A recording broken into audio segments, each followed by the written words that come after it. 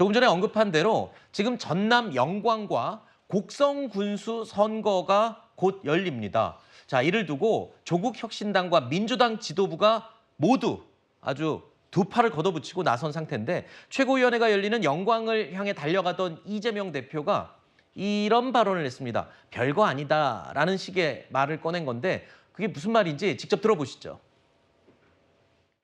제가 이제 2기 소위 민주당 지도부, 민주당 지도부를 맡아서 이제 첫 선거를 또 치는 거예요. 이게 만약에 좀 결과가 좀 이상하게 나오면 이 민주당 지도체제 전체가 위기를 겪을 수도 있습니다. 이게 별거 아니긴 하지만 좀 전에 표현을 좀 잘못했는데 별거 아니라는 뜻이 규모가 크지 않다 이런 뜻이고 오해 안 하시면 좋겠고요. 제가 표현을 잘못했습니다. 어쨌든 소규모 보궐선거이긴 한데 그래서 이게 가지는 의미가 적지는 않다. 자, 결국에는 별거 아니란 말 혹시 오해가 있을 것 같아 이재명 대표가 발언 직후에 다시 한번 그 내용을 설명하는 모습까지 보실 수 있었는데요. 이번 재보궐선거는요.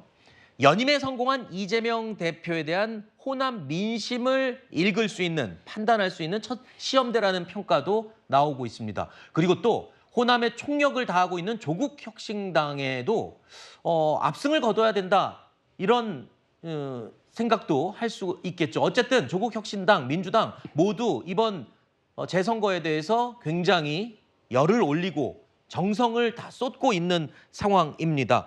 하여튼 서로에게 지금 중요한 의미가 된다는 거잖아요. 굉장히 중요한 의미가 있죠. 이번 총선 때 이른바 확인된 호남 민심은 지민 비조라고 해서 비례 정당에는 이제 호남에서 조국혁신당의 어떤 돌풍이 상당히 강세였습니다.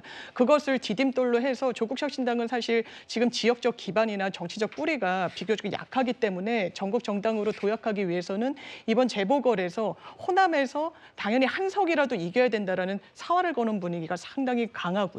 거기에 반해서 민주당은 호남에서 조국혁신당에 이런 자리를 내주게 된다면 그 부분이 더 좀 뚫릴 수밖에 없을 것이다라는 좀 위기의식이 있습니다. 그래서 신경전과 좀 갈등도 가열되는 양상으로 갈 수밖에 없지 않겠느냐라는 부분이 있고 또 하나의 관전 포인트는 한동훈 대표 체제에서는 뭐 시도당 위원장한테 뭐 이름에서 맡긴다 뭐 이런 취지의 언급도 있었지만 호남에서의 득표율도 본인의 리더십을 시험하는 데는 상당히 어떤 가늠점이 될 수밖에 없을 겁니다. 이준석 대표 체제 때는 두 자릿수까지 나왔었죠. 호남에서의 득표율이 한 15%대까지 나왔었기 때문에 이 부분도 관전 포인트 중에 하나일 것 같습니다. 사실 지난 4월 총선에서 조국혁신당이 민주당을 제치고 호남 비례대표 1위를 차지하기도 했었죠. 그러다 보니까 민주당의 거친 견제가 이어지는 게 아니냐 이런 해석이 가능한데요. 자, 이런 분위기 속에서 조국 대표, 자, 민주당은 적이 아니다, 또 동지다 이런 우당임을 강조했습니다.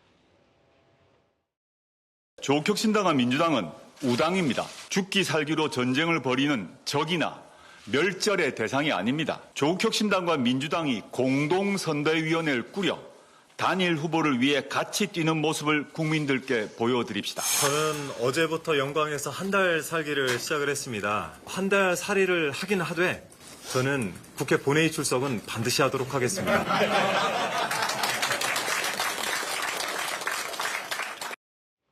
자, 조국 대표가 단일화, 후보 단일화를 제안을 했습니다만 앞서 우리가 얘기한 대로 이번 재선거가 어떤 의미인지를 본다면 사실상 현실적이지는 않은 것 같아요. 그 제안을. 단일화할 수 있는 지역이 한 곳 정도는 있을 수 있을 것 같아요. 아마도 부산 지역의 그 기초단체장 부산 금정 지역인가요? 그 지역에서는 지금 단일화를 할 수밖에 없는 그런 상황인데 그 지역 같은 경우에는 일단 뭐 여권이 상당히 압도적인 그런 지지를 받는 곳 아닙니까? 그런 곳에서 야권이 분열된 모습을 보인다면 아마 승리를 담보하기는 굉장히 어려울 겁니다. 그런 차원에서 이 단일화 가능성은 열려 있다라고 보여지고요.